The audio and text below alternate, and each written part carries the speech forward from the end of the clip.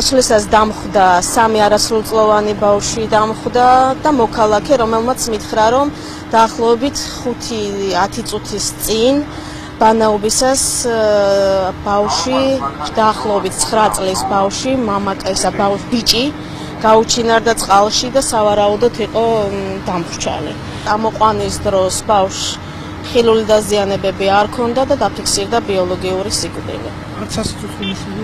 არა, თავისთავად არავითარი სასიცოცხლო ნიშნები ბავშვს აღარ ჰქონდა.